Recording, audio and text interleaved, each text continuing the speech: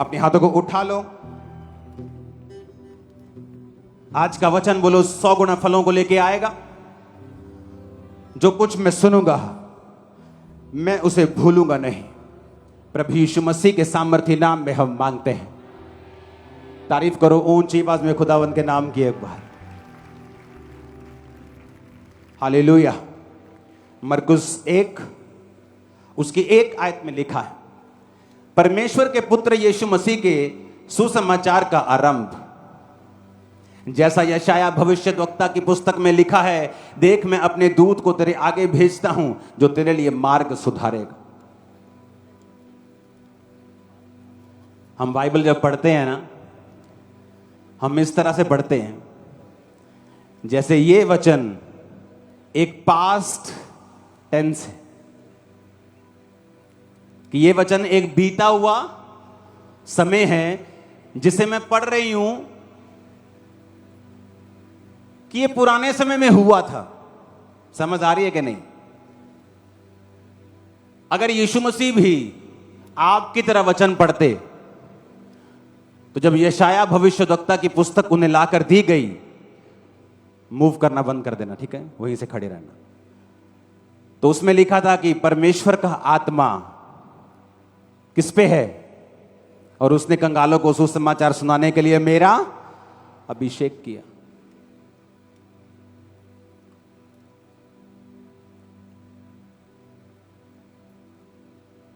तो अगर परमेश्वर भी बाइबल हम जैसी पढ़ते तो यही सोचते कि 700 साल पुराना वचन पढ़ रहा हूं।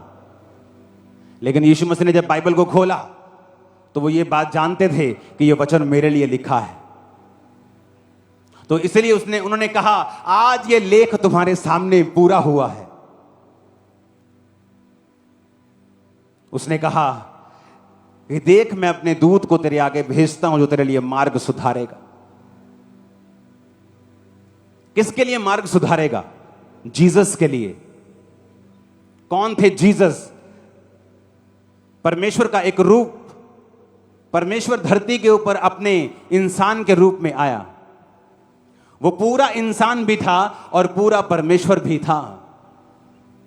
अगर वो पूरा इंसान था और है तो आप इस वचन को अपने लिए भी ले सकते हैं। जिस दिन आप जीसस क्राइस्ट की तरह पिता को खुश करना शुरू कर देंगे, जिस दिन आप जीसस क्राइस्ट की तरह उसकी पवित्रताई को पहन लेंगे और अपना लेंगे और अपने ऊपर ओढ़ लेंगे, और आप यीशु मसीह की जिस तरह वचनों से प्यार करते थे उसी तरह आप खुदा के वचनों से जब प्यार करने लगेंगे तो वो ये वचन आपके लिए भी पूरा होगा कि वो तेरे आगे दूतों को भेजेगा जो तेरे मार्ग को सीधा करेंगे। आप देखेंगे फिर क्या होता है, किस तरह से आपके रास्ते सीधे होते हैं जो टेढ़े हो चुके हैं, किस तरह से आपके परिवार के रास्ते सीधे होते हैं, किस तरह से आपके बच्चों की पढ़ाई के रास्ते सीधे होते हैं, किस तरह से आपके हस्बैंड की पढ़ाई के, उसके हस्बैंड के बिजनेस के रास्ते सीधे होते हैं। ओ आमीन। मेरे को ऊंचे वाला चाहिए चर्च। हालेलुया। उसने कहा मैं अपने दूत को तेरे आगे भेजता हूं जो तेरे लिए मार्ग सुधारेगा। फिर ये वचन आपके लिए भी है। जिस दिन आप जीसस क्राइस्ट को प्रसन्न करना शुरू कर देंगे, उसके वचन को स्थान देना शुरू कर देंगे, नशे व्यभिचार और चोरियां छोड़ देंगे, उस दिन वो दूतों को आपके आगे भेजेगा। ये किस दूत की बात वो कर रहा है? इसमें 2 तरह के हेल्पर्स होते हैं। एक हेल्पर होते हैं शारीरिक रूप में, जो आपको शारीरिक रूप में मिलते हैं। वो आपका परमेश्वर का एक दास हो सकता है, एक अच्छी चर्च आपका मिलना आपको हो सकता है, या कोई डिवाइन हेल्पर आपकी लाइफ में हो सकता है। आपका बॉस हो सकता है, आपका स्टाफ भी हो सकता है, जिसने नमान कोड़ी की तरह उसके कोड को उसकी स्टाफ ने ही बोल दिया था कि अगर तू भविष्यद्वक्ता के पास जाए तो तेरा कोड ठीक हो सकता है। एक असली दास के पास जाए तो कोड ठीक हो सकता है। एक शारीरिक हेल्पर, फिजिकल हेल्पर, एक ऐसा हेल्पर, एक ऐसा दूत जो शरीर में है। जब एक व्यक्ति यीशु मसीह को प्रसन्न करना शुरू करता है, ये उसके लाइफ की एक निशानी होगी कि लोग उसके साथ खड़े होंगे, और वो लोग ऐसे होंगे जो कि बिना किसी लालच के उसके साथ खड़े होंगे, और लोग हैरान होंगे कि ये बंदा, इनको कोई शारीरिक लालच भी नहीं देता, और फिर भी ये इनके साथ खड़े होते हैं, क्योंकि वो सब परमेश्वर ने आपके लिए खड़े किए होते हैं। जब आप यीशु मसीह को प्रसन्न करना शुरू कर देंगे, एक निशानी मैं आपको देता हूं, जिस दिन आप वचन पे चलना शुरू कर देंगे, इंसानी हेल्पर्स आपको मिलना शुरू हो जाएंगे, आपकी लाइफ में वो एंटर करना शुरू हो जाएंगे।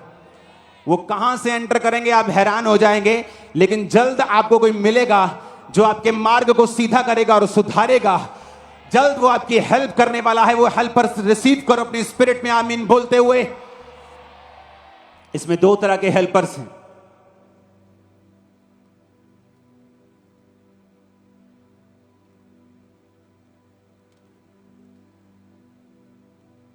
इसमें लिखा है, जब हम 10 आयत में पढ़ते हैं, जब वह जल से निकलकर ऊपर आया तो तुरंत आकाश को खुलते और आत्मा को कबूतर के समान अपने ऊपर उतरते देखा, और आकाशवाणी हुई, तू मेरा प्रिय पुत्र है, मैं तुझसे खुश हूं। तब आत्मा ने तुरंत उसको जंगल की ओर भेजा। जंगल में 40 दिन तक प्रभु यीशु मसीह की शैतान ने परीक्षा की, और वह वन पशुओं के साथ रहे। प्रभु यीशु मसीह वन पशुओं के साथ रहते हुए वहीं रहे, और स्वर्गदूत उनकी सेवा करते रहे। ये स्वर्गदूत कौन से थे? शारीरिक या आत्मिक? आत्मिक। दो तरह की हेल्प हेवन परमेश्वर आपके लिए भेजता है। एक वो हेल्प है जो संसारिक रूप में आपको मिलती है।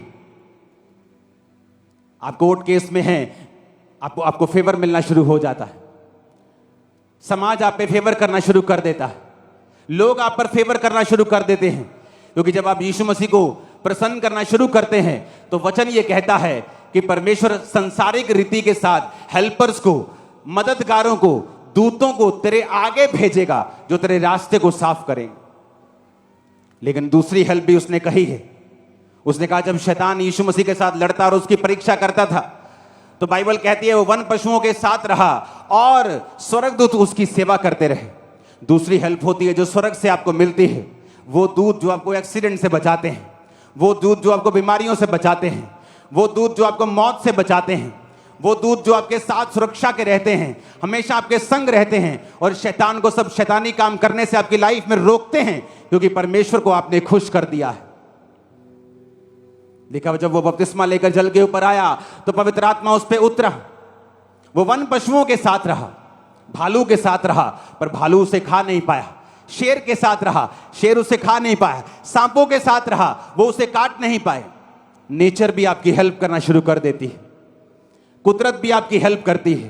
कुदरत भी आपके साथ चलती है। फिर ये गर्मी आपको बीमार करने की बजाय आपको हेल्दी कर जाएगी। ज्यादा सर्दी आपको बीमार करने की बजाय आपको स्ट्रांग कर जाएगी, क्योंकि कुदरत भी आपके साथ रहेगी जब आप परमेश्वर के साथ रहेंगे। तो आप मेरी बात समझ रहे कि नहीं?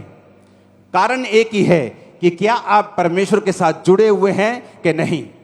अगर आप अभी भी कुंडियां लगाते हैं, आप बिजली चोरी करते हैं, आप तेल चोरी करते हैं, गल्लों से चोरी करते हैं, अपनी दुकानों से, अपने मालिकों से चोरी करते हैं, घरों में काम करने वक्त चोरी करते हैं, ऑफिस फैक्ट्री में काम करते वक्त चोरी करते हैं, फिर यह वचन आप लोगों के लिए नहीं है। क्योंकि वचन में लिखा है, तू चोरी ना कर, तू व्यभिचार ना कर, अपने माता पिता की आज्ञा को मान, झूठी साक्षी, झूठी गवाही ना दे, अपने भाई को बदनाम ना कर। अगर तुम वचन को तोड़ते हो तो ना तो शारीरिक हेल्पर काम आते हैं, फिर लोग ऑफेंड हो जाते हैं, निराश हो जाते हैं। नो, मेरे कोई काम नहीं आंदा, ओ टाइम ते मेरे कोई काम नहीं आंदा, कोई मेरे नाल निगा। क्योंकि तेरे साथ अगर परमेश्वर नहीं है तो तेरे साथ कोई नहीं होगा। अगर तेरे साथ परमेश्वर है और तू अकेला है तो ऐसी ही भीड़ तेरे साथ भी खड़ी हो जाएगी जो वहां बैठी। ओ आमीन। मेरे को ऊंचे वाला चाहिए चर्च। वो कहता, मैं स्वर्गीय दूतों को भेजूंगा, तुम्हारे सपनों में दूत आएंगे। लोगों को लगता है मैं सपनों में आता हूं। मैं कैसे सपनों में आ सकता हूं? मैं अपने घर सोया हूं भाई, मैं तुम्हारे सपनों में नहीं आ सकता हूं। दूत मेरी शक्ल लेकर तुम्हारे सपनों में आते हैं। दूतों को परमेश्वर के दासों की शक्ल लेकर मैंने हजारों लाखों लोगों के सपनों में आते हुए सुना है, अपनी लाइफ में देखा है, गवाहियां सुनी हैं, आपकी लाइफ में देखा है। जब आप परमेश्वर के साथ पक्के होंगे तो स्वर्ग दूत आपको रिलीज किए जाएंगे। आपको एक्सीडेंट से वो बचाएंगे, कोविड से बचाएंगे, महामारियों से बचाएंगे, सारे कीटाणुओं को खत्म कर देंगे तुम्हारी बॉडी पर से, कमजोरियों को खत्म कर देंगे, एक्सीडेंट को फिनिश कर देंगे, माइंड को तुम्हारे रिलैक्स रखेंगे। ओ आमीन। मेरे को ऊंचे वाला चाहिए चर्च। तुम जादूगरों के ऊपर पैर रख दोगे, चीखे मारेगा टोना, जादू तुम पर असर नहीं होगा, तुम्हारी जूती पर भी असर नहीं होगा, तुम्हारी जूती पर भी जूती जितना भी असर नहीं होगा। मैंने कहा, मैं सच कह रहा हूं। अगर, लेकिन इफ परमेश्वर तुम्हारे साथ है तो, अगर तुमने उसको प्रसन्न किया है तो कुदरत भी तुम्हारे साथ रहेगी, लोग भी तुम्हारे साथ रहेंगे, स्वर्गदूत भी तुम्हारे साथ रहेंगे। हेवन ओपन होता हुआ तुम्हारे ऊपर भी मैं देख रहा हूं, तुम्हारे ऊपर ब्लेसिंग्स को आता हुआ मैं आज देख रहा हूं। आमीन। मेरे को ऊंचे वाला चाहिए चर्च। हालेलुया। लिखा 14 आयत में, यूहन्ना के पकड़वाए जाने के बाद यीशु ने गलील में आकर प्रभु के राज्य का सुसमाचार आरंभ किया। कहा, समय पूरा हुआ है, प्रभु का राज्य निकट आ गया है, मन फिराओ, सुसमाचार पर विश्वास करो। गलील की झील के किनारे किनारे जाते हुए उसने शमौन और उसके भाई आंद्रियास को झील में जाल डालते देखा, क्योंकि वो मछुए थे। यीशु ने उनसे कहा, मेरे पीछे आओ, मैं तुमको मनुष्यों के मछुए बनाऊंगा। वो तुरंत जालों को छोड़कर उसके पीछे हो लिए। कुछ आगे बढ़कर उसने जबदी के पुत्र याकूब और उसके भाई यूहन्ना को जालों में जालों को सुधारते देखा। इसमें 4 लोगों का जिक्र है, पतरस और उसका भाई आंद्रियास, यूहन्ना और उसका भाई याकूब।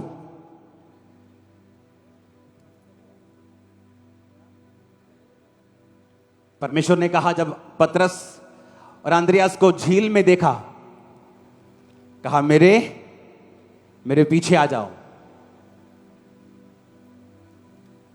क्या हो गया भाई, कौन हो तुम लोग? तुम कौन हो, मैं तुम्हारे पीछे आ जाऊं? अपना बिजनेस छोड़ के, काम धंधा छड़ के तेरे पीछे लग जाइए भाई, की गल? कभी प्रैक्टिकल वचन को समझने की कोशिश की है? आप सोचो, आप अपनी दुकान पे खड़े हो, आपकी एक शॉप है, हां, तो थे NRI कस्टमर आया होया, तो 5-5 हज़ार के सूट सारे खोले हुए। अब तो भैन जी ने हुण 50,000 का बिल बनाना, तो बाहर तुहानूं पास सदे, आ जा यार मेरे। वाना पास्टर जी की करदे तुसीं? पर बाइबल कहती है, वो तुरंत 18 आयत में अपने जालों को छोड़कर परमेश्वर के, क्या हुआ ऐसा? अगर हम ये कहें कि चलो जी पतरस ते आंद्रियास गरीब से गए, ते काम धंधा है नहीं सी, ते मच्छियां फड़ियां नहीं जांदियां, ते यीशु ने क्या पीछे आ जा, कहते चलो इत्थे भी कुछ है नहीं, ये पीछे लंगर लंगर खावांगे, चलिए। अब फिर हम दूसरा केस पढ़ते हैं। लिखा, कुछ आगे बढ़ के उसने जबदी के पुत्र याकूब और उसके भाई यूहन्ना को नाव पर जालों को सुधारते देखा। उसने तुरंत उन्हें बुलाया और वे अपने पिता जबदी को मजदूरों के साथ नाव पर छोड़कर, अब इस केस में जो याकूब और यूहन्ना हैं, उनके पिता ने मजदूर रखे हुए हैं कि 10, 15, 20 लोगों की टोली है। मेरी दुकान पे 10 लोग काम करते थे और मेरी रोज की इनकम 1 लाख रुपए के करीब होगी, कभी 60,000, 50,000, कभी लाख, कभी 1.5 लाख रोज की इनकम।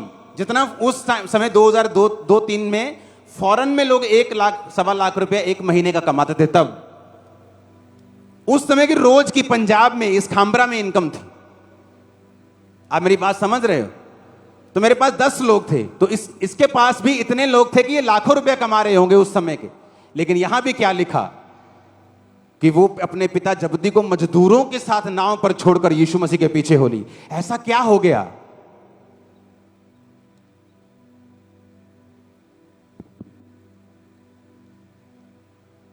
सोचो, ऐसा क्या हुआ कि वो यीशु मसीह के पीछे लग गए? वो जीसस खुदा के वचन को इतना मानते थे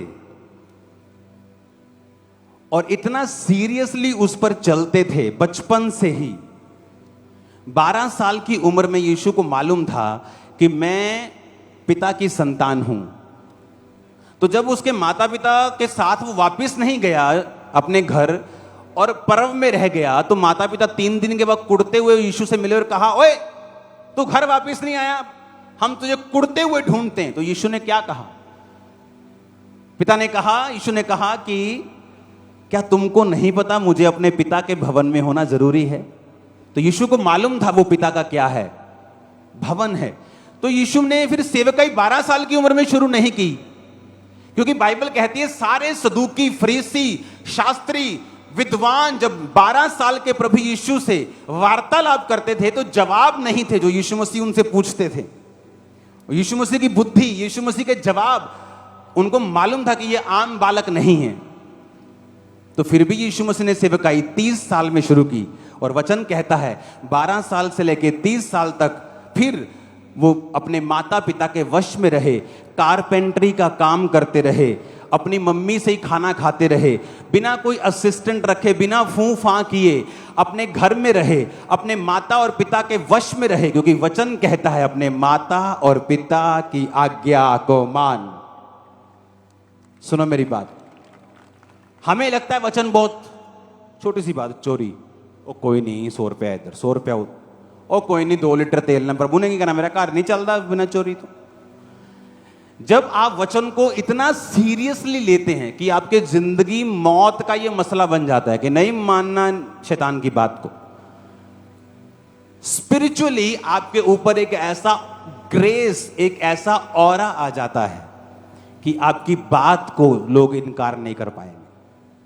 यह रीजन था कि जीसस के ऊपर इतनी ग्रेस आ चुकी थी, उसकी आवाज में इतना दम, इतनी पावर, इतनी खींच, इतना होली स्पिरिट था कि जब वो बोलता था कि अपना काम छोड़ दे, सेवा में आ जा, नथिंग कैन स्टॉप, आ रहे हैं सेवा में, छोड़ देंगे बिजनेस।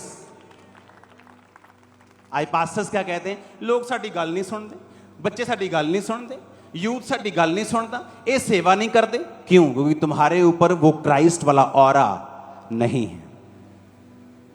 जब तुम्हारे पास क्राइस्ट वाला ऑरा होगा, तुम्हारे पास वो ग्रेस होगी, तुम एक बार बोलोगे लोग आएंगे, तुम बोलोगे चलो सेवा करनी, लोग आएंगे। इस साल के एंड तक 500 जवान, सिर्फ जेंट्स की बात कर रहा हूं, लड़कियां अलग, 500 जवान बंदे अपना जीवन इस चर्च को देने वाले हैं। 500, उनके रहने का कॉलेज अलग से बना रहा हूं। 500, उनमें पढ़े लिखे डॉक्टर्स, इंजीनियर्स भी हैं उनमें, कहते हमने चर्च जाना है, सेवा करनी। 5 लोगों को संभालना मुश्किल होता है आज। किसी चर्च में 5 लोग काम करते हो ना, सिर दर्द कर देते, 5 लोग ही, पास्टर के सिर में दर्द है 5 लोगों के कारण। जब आप वर्ड को सीरियसली लेंगे, मैं आपको बता रहा हूं, आपके ऊपर एक ग्रेस कवर करेगी, एक ऑरा, एक सामर्थ, एक अम्ब्रेला, एक छतरी बन जाएगी आपके आसपास। आपके शब्दों में पावर होगी, खींच होगी, ग्रेस होगी, ताकत होगी, शैतान को भी वो चुभेगी और लोगों की लाइफ में काम भी करेगी इन जीसस नेम। मैंने कहा वो काम करेगी यीशु के नाम में। Hallelujah, hallelujah. आप मेरी बात समझ रहे कि नहीं? ये वचन जब आप इस रीति से पढ़ना शुरू करेंगे कि क्या हो गया ऐसा कि जीसस ने एक बार बोला 2 बंदे पीछे, चलो गरीब मान लो, अगली पार्टी गरीब नहीं थी, वो तो मजदूरों वाली पार्टी थी, पर लिखा तुरंत, सोचा भी नहीं, ये भी नहीं कहा प्रभु चलो ठीक है घर में सलाह कर लेते एक बार।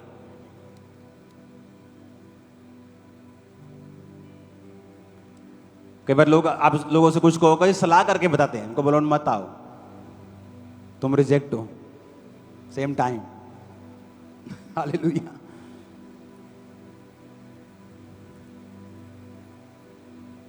उन्होंने कहा सलाह करके, नहीं कि देखा तुरंत, फिर से पढ़ेंगे, लिखा वो तुरंत अपने पिता जबदी को मजदूरों के साथ नाव पर छोड़कर उसके पीछे हो ली।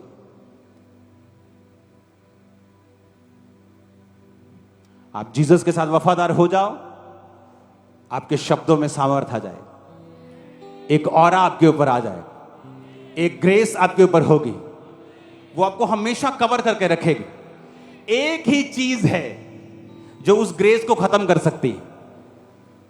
कोई शैतान, कोई विरोध, आपके खिलाफ झूठी बातें, आपके खिलाफ लोग, मुकदमे, कुछ उसे खत्म नहीं कर सकता।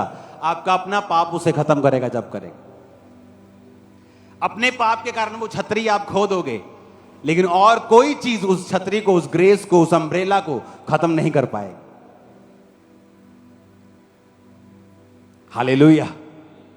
और ये एक दिन में नहीं होता, एक साल में नहीं होता, ये सालों साल परमेश्वर के साथ चलने का नतीजा होता है। जब आप हर समय निकाल लेते हैं, हर मौसम निकाल लेते हैं, वफादारी के साथ बाप के साथ खड़े रहते हैं, दुखों में, तकलीफों में, प्रार्थनाओं में, डाउट में भी आप उसके साथ खड़े रहते हैं। ना सुखों में पिघलते हैं आप शैतान की तरफ, ना दुखों में पिघलते हैं, ना साइलेंट टाइम में, जब ना उस टाइम में जब परमेश्वर आपके लिए लगातार बोलता है, आपको गवाहियां देता है, आप जब किसी समय में गिरते नहीं हैं, आपकी लाइफ के ऊपर वो ऑरा, वो ग्रेस, वो बढ़ती ही जाती है। और वो बढ़ती जाएगी आज से ही, और वो बढ़ती जाएगी आपके परिवार के ऊपर से, और वो बढ़ती जाएगी आपकी बॉडी के ऊपर। आप हेल्थी होंगे और लंबा जिएंगे यीशु मसीह के नाम। Hallelujah, hallelujah. एक एक वचन में इतनी ताकत है। आगे लिखा है, तब वे कफरनहूम में आए। आपको बाइबल पढ़नी आ रही है मेरे ख्याल से। मैं ऐसे पढ़ता हूं कि हर वचन का एक मीनिंग है, उसके पीछे की एक स्टोरी है। इसलिए कहते हैं कि बाइबल स्टडी करने से भी आप बाइबल के शिक्षक नहीं बन सकते जब तक आत्मा आपको बाइबल ना सिखाए। देखा, जब वे कफरनहूम में आए तो वह तुरंत सब्त के दिन आराधनालय में जाकर उपदेश करने लगा।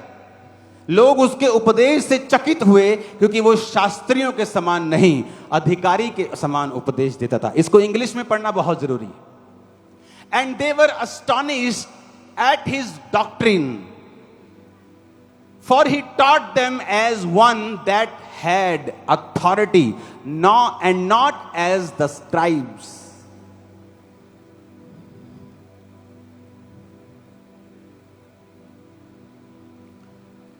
जब कुछ लोग प्रार्थना करते हैं, ऐसा लगता है कि परमेश्वर से भीख मांग रहे हैं, या वचन देते हैं तो ऐसा लगता है कि जैसे कोई बाइबल से सलाह मशवरे कर रहे हैं, सलाहें दे रहे हैं। लेकिन देखा, जिसके ऊपर परमेश्वर का आत्मा होता है, जो वो वचन देता है या प्रार्थना करता है, वो अधिकार, ऐसा लगता है कि एज ही हैड अथॉरिटी, कि अथॉरिटी है इसको बीमारियों के ऊपर, शैतान के ऊपर, कि वो कमांड कर रहा है लोगों को कि तुम चोरी नहीं करोगे। यार चोरी ना करियो। कई लोग प्रीच करते हैं, उनके प्रीच में पावर फील नहीं होती, सामर्थ फील नहीं होती, आत्मा फील नहीं होता। ऐसे लगता है जैसे कोई स्क्राइब, जैसे कोई शास्त्री फरीसी प्रचार कर रहा है और यीशु मसीह के बारे में बता रहा है। लेकिन कई बार जब आप पवित्र आत्मा से भरे व्यक्ति को सुनते हैं, आपको मालूम होता है कि परमेश्वर इससे बात कर रहा है, अथॉरिटी बात कर रही है, अधिकार बात कर रहे हैं। आज हेवन ओपन हो, आपकी लाइफ के ऊपर की सारी शर्मिंदगियां नाश हो अभी यीशु के नाम में। तुम्हारे घर की, फाइनेंस की, शरीर की, आत्मा की सारी शर्मिंदगियां आज मैं अधिकार से हुक्म देता हूं, नाश हो जाए सारी शर्मिंदगियां यीशु के नाम में नाश हो जाए। आमीन। ऊंचे वाला चाहिए, नाश हो जाए यीशु के नाम में सारी शर्मिंदगियां। Hallelujah, hallelujah. कहता है उन्हें शास्त्रियों की तरह नहीं, वो उन्हें शास्त्रियों की तरह नहीं, अधिकारियों की तरह उपदेश देता था। अधिकारियों की तरह। तो अधिकारी मतलब, इसमें इतना अच्छा नहीं लिखा हिंदी में, लिखा for he taught them as one that had authority. Police के पास अथॉरिटी होती है ना, कि मैं इस इलाके का एसएसपी हूं, वो नजर आती है, वो खड़ा होता है तान के, स्टार स्टूर लगे, वर्दी पहनी। वैसे ही तुम आत्मा में बड़े अफसर हो, अथॉरिटी तुम्हारे अंदर है यीशु के नाम की। तुम शैतान को डांटोगे, खब्बे खब्बे भागेगा, सज्जे सज्जे भागेगा। मैंने कहा you have authority right now in the name of Jesus. आमीन। खड़कने वाला चाहिए शैतान के कानों में। हालेलुया, आमीन। मैंने लोगों को देखा है, उन्हें लगता है ऊंची आवाज में अच्छे साउंड से प्रार्थना करेंगे तो लोगों को लगेगा इनमें अथॉरिटी है। मैंने सिर दर्द होते देखा है, कई बार मैंने सिर दर्द हो गया यार, इसको लगता है कि ऊंचा बोलने से ऐसा हो जाएगा। नहीं, अगर तुम्हारे पास अथॉरिटी है, तुम डांटोगे, तुम्हें फील होगा तुम्हारे पास पावर है, तुम्हारे पास अथॉरिटी है। अपने घर को बदलने की अथॉरिटी, प्रार्थनाओं में माहौल चेंज करने की अथॉरिटी, अपने बच्चे के मन को चेंज करने की अथॉरिटी, शत्रु को हराने की अथॉरिटी यीशु के नाम में, यीशु के नाम में, यीशु के नाम में। मैंने कहा यू हैव अथॉरिटी, यीशु मसीह के नाम में तुम्हारे पास ताकत और अधिकार। आमीन। ऊंचे बोलना चाहिए, रिसीव करो यीशु के नाम में।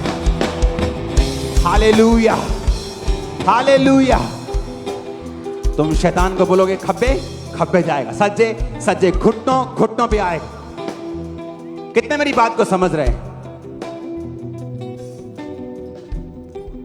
अथॉरिटी एक पेड़ की तरह है।